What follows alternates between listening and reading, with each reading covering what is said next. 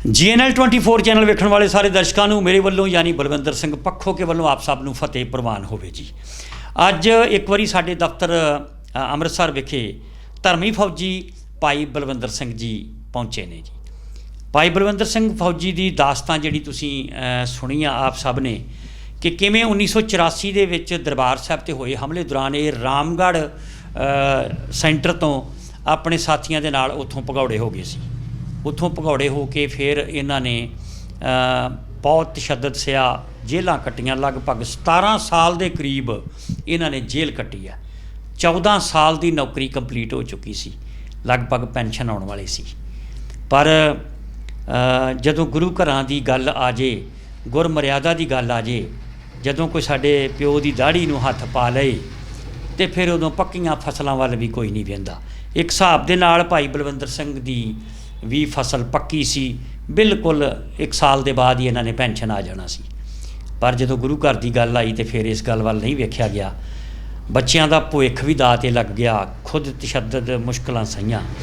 ਉਹ ਵੀਡੀਓ ਵੇਖ ਕੇ ਸਾਡੇ ਕੁਝ ਗੁਰਮੁਖ ਪਿਆਰੇ ਵੀਰ, ਮੈਂ ਬੇਨਤੀ ਕੀਤੀ ਸੀ ਸੰਗਤ ਨੂੰ ਕਿ ਇਹਨਾਂ ਨੂੰ 50,000 ਰੁਪਈਆ ਗੁਰੂ ਨਾਨਕ ਲੰਗਰ ਸੇਵਾ ਸੁਸਾਇਟੀ ਇੰਟਰਨੈਸ਼ਨਲ ਦੇ ਰਾਹੀਂ ਜਿਹੜੀ ਸੇਵਾ ਸਾਡੇ ਕੋਲ ਪਹੁੰਚੀ ਸੀ, ਉਹ 'ਚੋਂ 50,000 ਅਸੀਂ ਮੌਕੇ 'ਤੇ ਦੇ ਆਏ ਸਾਂ ਅਤੇ 1,20,000 ਰੁਪਈਏ ਦੀ ਇਹਨਾਂ ਨੂੰ ਹੋਰ ਲੋੜ ਸੀ, ਜਿਹਦੇ ਨਾਲ ਇਹਨਾਂ ਦੀ ਜਿਹੜੀ ਪੈਲੀ ਗਹਿਣੇ ਪਈ ਹੋਈ ਸੀ ਉਹ ਛੁੱਟ ਸਕਦੀ ਹੈ।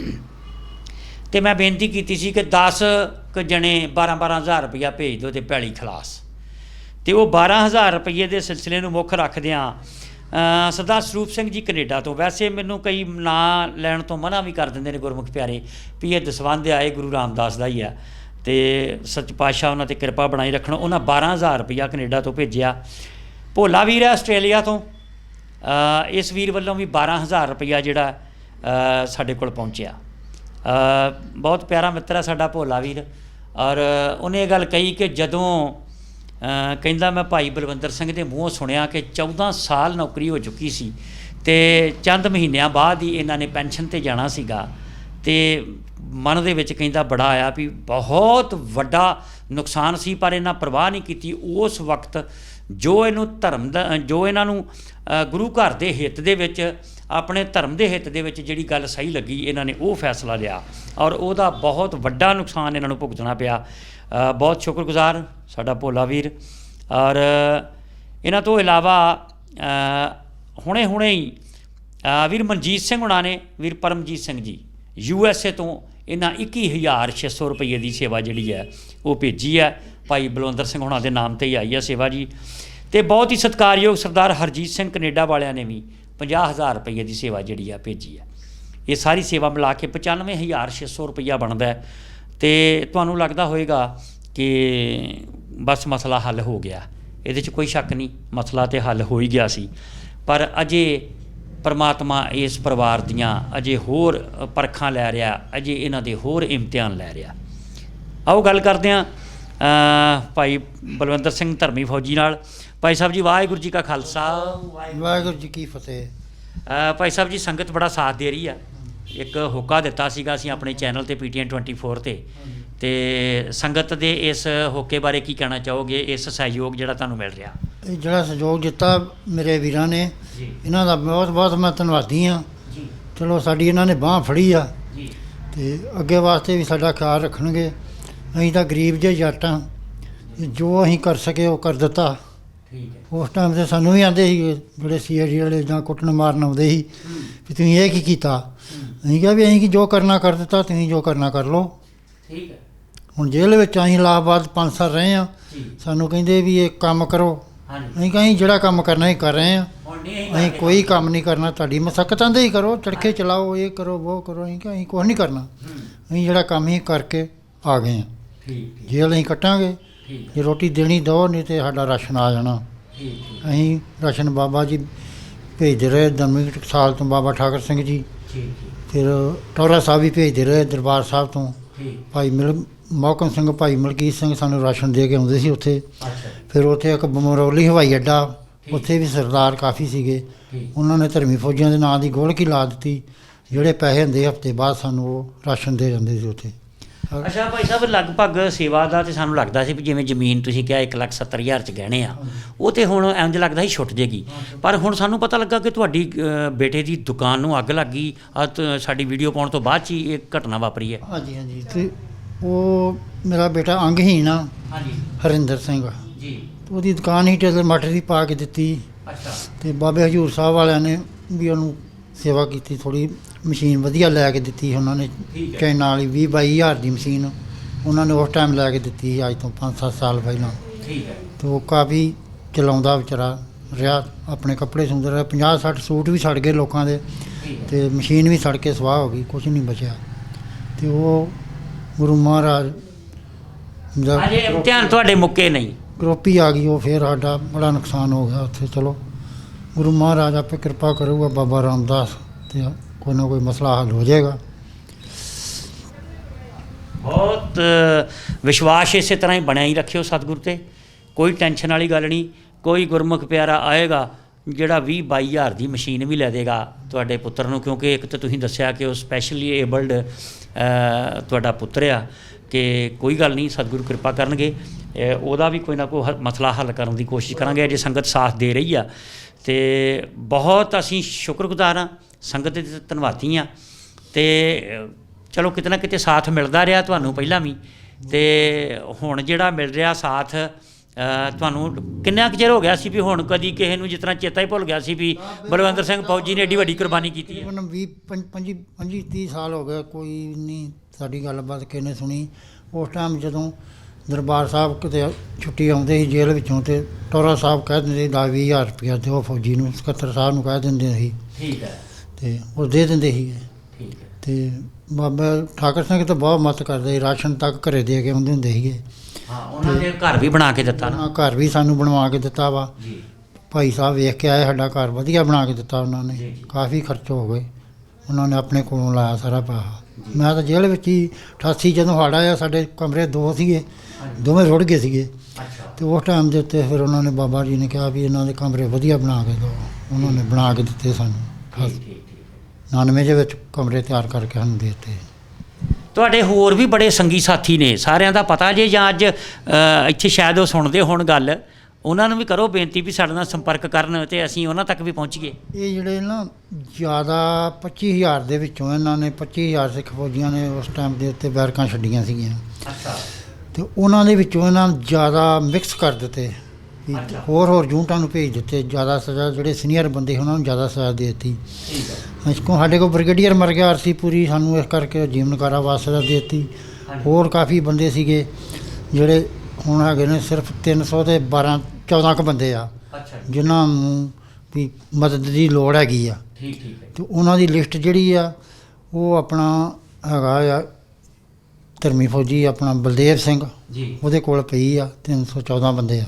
ਠੀਕ ਠੀਕ। ਤੇ ਉਹਨਾਂ ਦੀ ਮਦਦ ਚਲੋ ਹੋ ਜੇ ਤੇ ਬੜੀ ਅੱਛੀ ਗੱਲ ਆ, ਸਾਰਿਆਂ ਦਾ ਥੋੜ੍ਹਾ ਬਹੁਤ ਕੋਈ ਗੁਜ਼ਾਰਾ ਚੰਗਾ ਚੱਲ ਪਵੇ, ਠੀਕ ਠੀਕ। ਕਿਉਂ ਬੱਚੇ ਤਾਂ ਸਾਡੇ ਪੜ੍ਹ ਨਹੀਂ ਸਕੇ ਤੇ ਉਹ ਟਾਈਮ ਦੇ ਉੱਤੇ।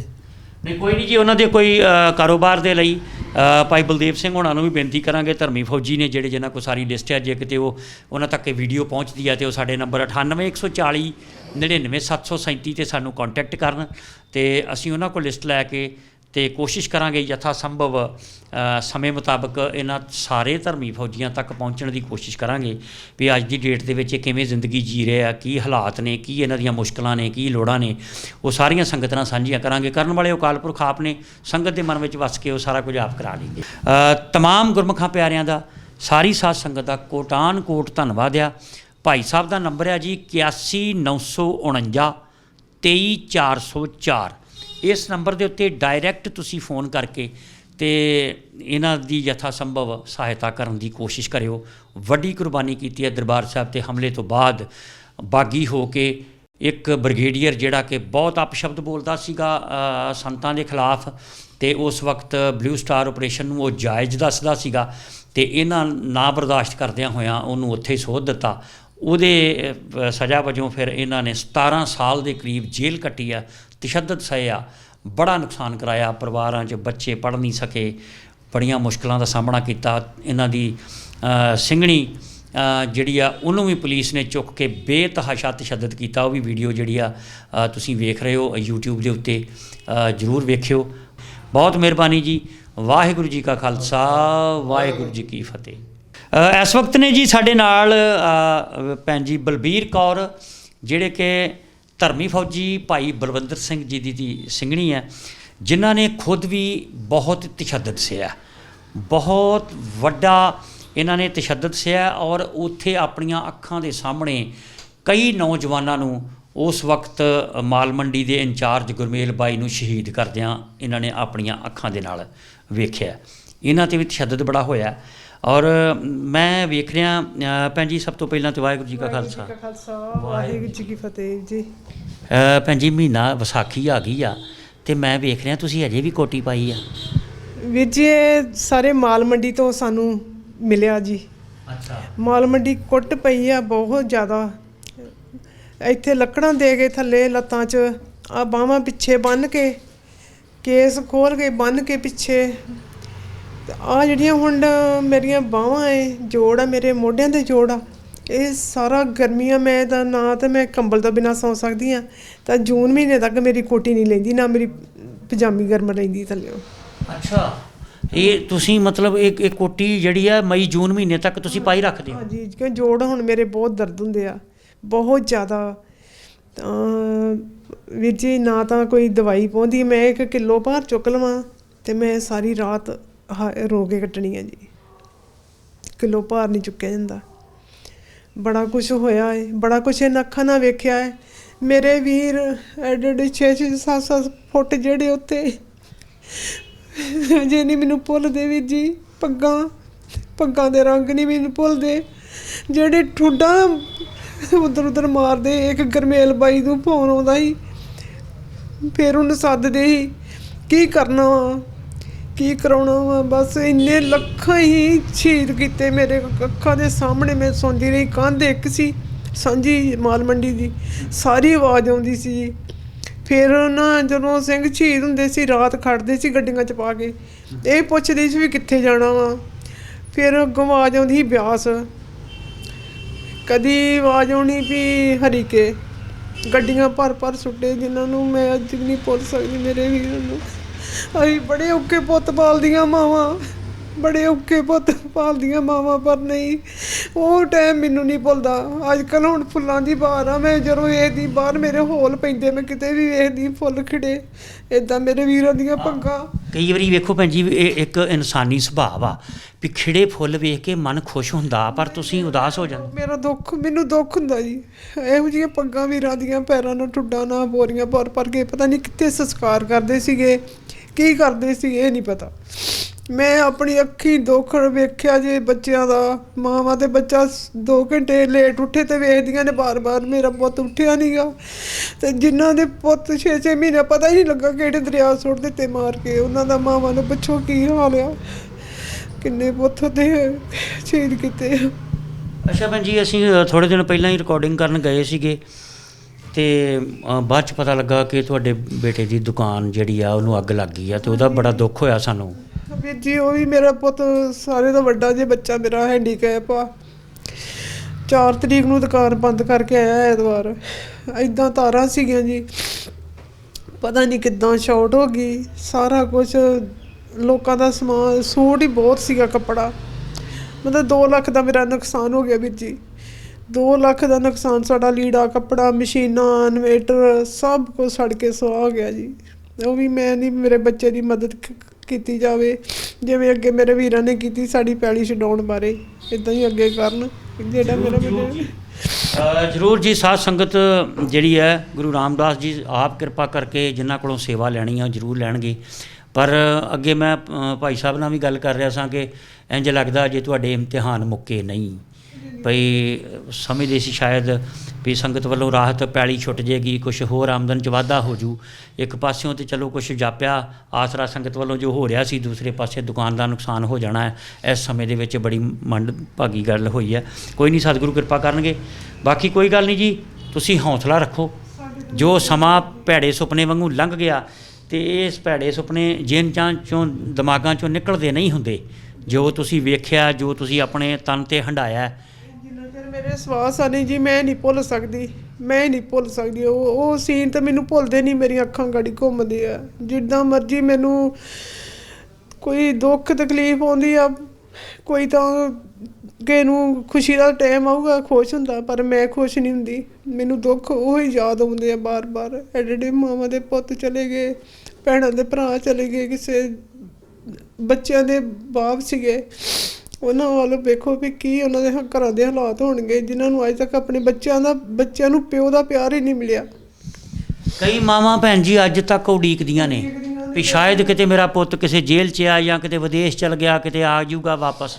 ਹਾਂਜੀ, ਉਹਨਾਂ ਨੂੰ ਤਾਂ ਸਦਾ ਹੀ ਉਡੀਕ ਹੈ ਜੀ, ਜਿੰਨਾ ਚਿਰ ਉਹਨਾਂ ਨੂੰ ਪਤਾ ਨਹੀਂ ਲੱਗਦਾ। ਪਰ ਸਾਨੂੰ ਪਤਾ ਵੀ ਜੋ ਉੱਥੇ ਹਾਲ ਕੀਤਾ ਇਹਨਾਂ, ਉਹ ਕਿਤੇ ਆਉਣ ਵਾਲੇ ਥਾਂ ਹੀ ਨਹੀਂ ਗਏ ਜੀ। ਮਾਵਾਂ ਨੂੰ ਉਹਨਾਂ ਦੀਆਂ ਦੇ ਹੀ ਦੇ ਦਿੰਦੇ, ਆਪਣੇ ਹੱਥੀਂ ਸਵਾਰ ਹੀ ਲੈਂਦੇ ਬੱਚਿਆਂ ਨੂੰ। ਉਹਨਾਂ ਨੂੰ ਹੌਸਲਾ ਹੋ ਜਾਂਦਾ ਵੀ ਅਸੀਂ ਆਪਣੇ ਹੱਥੀਂ ਬੱਚਿਆਂ ਨੂੰ ਸਭ ਕੁਝ ਆਪਣੇ ਹੱਥੀਂ ਕਰ ਲਿਆ ਵਾ, ਨਹੀਂ ਰਹਿਣ ਦਿੱਤਾ ਨਾ। ਜਲਾਦ ਸੀਗੇ ਉੱਥੇ ਸਾਰੇ ਜੀ, ਉੱਥੇ ਸਭ ਪੁਲਿਸ ਵਾਲੇ ਜਲਾਦ ਸੀ ਬਣੇ। ਬਹੁਤ ਬਿਲਕੁਲ ਜੀ, ਪੁਲਿਸ ਵਾਲੇ ਉਦੋਂ ਆਪਣੇ ਉੱਚ ਅਧਿਕਾਰੀਆਂ ਦੇ ਹੁਕਮ ਦੇ ਉੱਤੇ ਸਿਰਫ ਤੇ ਸਿਰਫ ਗਿਣਤੀ ਪੂਰੀ ਕਰਦੇ ਸੀ ਵੀ ਸਾਨੂੰ ਇੰਨੀਆਂ ਲਾਸ਼ਾਂ ਚਾਹੀਦੀਆਂ ਨੇ ਰੋਜ਼। ਉਹ ਦੋਸ਼ੀ ਸੀ ਜਾਂ ਨਿਰਦੋਸ਼ ਸੀ, ਇਹ ਗੱਲ ਵੇਖੀ ਹੀ ਨਹੀਂ ਗਈ। ਇਹ ਗੱਲ ਜੱਗ ਜ਼ਾਹਰ ਹੈ। ਔਰ ਇਸ ਗੱਲ ਦਾ ਇਹ ਸਬੂਤ ਹੈ ਕਿ ਬਹੁਤ ਸਾਰੇ ਪੁਲਿਸ ਅਫਸਰ ਉਸ ਸਮੇਂ ਜਿਹੜੇ ਮਨਾਹੀਆਂ ਕਰਦੇ ਰਹੇ ਨੇ, ਆਪਣੇ ਹੱਕਾਂ ਅਧਿਕਾਰਾਂ ਦੀਆਂ ਦੁਰਵਰਤੋਂ ਕਰਦੇ ਰਹੇ ਨੇ, ਮਨੁੱਖੀ ਅਧਿਕਾਰਾਂ ਦਾ ਘਾਣ ਕਰਦੇ ਰਹੇ ਨੇ, ਅੱਜ ਉਹ ਜੇਲ੍ਹਾਂ 'ਚ ਬੰਦ ਨੇ, ਉਮਰ ਕੈਦਾਂ ਕੱਟ ਰਹੇ ਨੇ। ਕੋਈ ਗੱਲ ਨਹੀਂ, ਇਸ ਦੀ ਅਦਾਲਤ ਦੇ ਵਿੱਚੋਂ ਬਹੁਤ ਸਾਰੇ ਅਜੇ ਵੀ ਦੋਸ਼ੀ ਜਿਹੜੇ ਨੇ ਪੁਲਿਸ ਵਾਲੇ ਬਚ ਗਏ ਨੇ, ਪਰ ਉਹ ਅਦਾਲਤ ਜਿਹੜੀ ਆ ਉਹਦਾ ਇਨਸਾਫ ਅਜੇ ਬਾਕੀ ਆ। ਉਹਦੀ ਚੱਕੀ ਬੜੀ ਸਲੋ ਚੱਲਦੀ ਆ, ਪੀਂਦੀ ਬਹੁਤ ਬਰੀਕ ਆ। ਇਨਸਾਫ ਜ਼ਰੂਰ ਹੋਏਗਾ। ਬਹੁਤ ਮਿਹਰਬਾਨੀ ਜੀ। ਆਪ ਸਭ ਸੰਗਤਾਂ ਨੂੰ ਬੇਨਤੀ ਆ ਕਿ ਵੀਡੀਓ ਨੂੰ ਵੱਧ ਤੋਂ ਵੱਧ ਸ਼ੇਅਰ ਕਰਿਓ, ਇਸ ਪਰਿਵਾਰ ਦੀ ਜਿੰਨੀ ਹੋ ਸਕੇ ਸਹਾਇਤਾ ਕਰਨ ਦੀ ਕੋਸ਼ਿਸ਼ ਕਰਿਓ। ਆਪ ਸਭ ਦੇ ਬਹੁਤ ਧੰਨਵਾਦੀ ਹੋਵਾਂਗੇ। ਵਾਹਿਗੁਰੂ ਜੀ ਕਾ ਖਾਲਸਾ, ਵਾਹਿਗੁਰੂ ਜੀ ਕੀ ਫਤਿਹ। ਸਾਧ ਸੰਗਤ ਜੀ, ਗੁਰੂ ਨਾਨਕ ਲੰਗਰ ਸੇਵਾ ਸੁਸਾਇਟੀ ਇੰਟਰਨੈਸ਼ਨਲ ਦੇ ਰਾਹੀਂ ਦੇਸ਼ਾਂ ਵਿਦੇਸ਼ਾਂ ਵਿੱਚ ਵਸਦੀਆਂ ਸੰਗਤਾਂ ਵੱਲੋਂ ਭੇਜੀ ਗਈ ਸੇਵਾ ਜਿਹੜੀ ਹੈ ਧਰਮੀ ਫੌਜੀ ਭਾਈ ਬਲਵੰਦਰ ਸਿੰਘ ਜੀ ਤੇ ਉਹਨਾਂ ਦੀ ਧਰਮ ਪਤਨੀ ਤਾਂ ਉਹਨਾਂ ਦੀ ਸਿੰਘਣੀ ਬੀਬੀ ਬਲਬੀਰ ਕੌਰ ਜੀ ਦੇ ਸਪੁਰਦ ਅਸੀਂ ਕਰਕੇ ਬੜਾ ਮਾਣ ਮਹਿਸੂਸ ਕਰ ਰਹੇ ਹਾਂ। ਔਰ ਸਤਿਗੁਰੂ ਜੀ ਦੇ ਚਰਨਾਂ 'ਚ ਅਰਦਾਸ ਬੇਨਤੀ ਕਰਦੇ ਹਾਂ ਕਿ ਸੱਚੇ ਪਾਤਸ਼ਾਹ ਇਹਨਾਂ ਗੁਰਮੁਖਾਂ ਪਿਆਰਿਆਂ ਦੇ ਕਾਰੋਬਾਰਾਂ 'ਚ ਬਰਕਤਾਂ ਬਖਸ਼ਣ, ਤੰਦਰੁਸਤੀਆਂ ਤਰੱਕੀਆਂ ਬਖਸ਼ਣ, ਅਤੇ ਇਹਨਾਂ ਮੁਸੀਬਤਾਂ 'ਚ ਪਏ ਇਹਨਾਂ ਪਰਿਵਾਰਾਂ ਦੀ ਜਿਹੜੇ ਹੈਲਪ ਕਰਦੇ ਨੇ, ਸੱਚੇ ਪਾਤਸ਼ਾਹ ਉਹਨਾਂ ਨੂੰ ਹਮੇਸ਼ਾ ਆਪਣੀ ਪਨਾਹ 'ਚ ਰੱਖਣ, ਆਪਣੀ ਹਿਫਾਜ਼ਤ 'ਚ ਰੱਖਣ। ਅਸੀਂ ਉਹਨਾਂ ਦੇ ਹਮੇਸ਼ਾ ਸ਼ੁਕਰਗੁਜ਼ਾਰ ਰਹਾਂਗੇ ਜੀ। ਬਹੁਤ ਬਹੁਤ ਮਿਹਰਬਾਨੀ। ਵਾਹਿਗੁਰੂ ਜੀ ਕਾ ਖਾਲਸਾ, ਵਾਹਿਗੁਰੂ ਜੀ ਕੀ ਫਤਿਹ।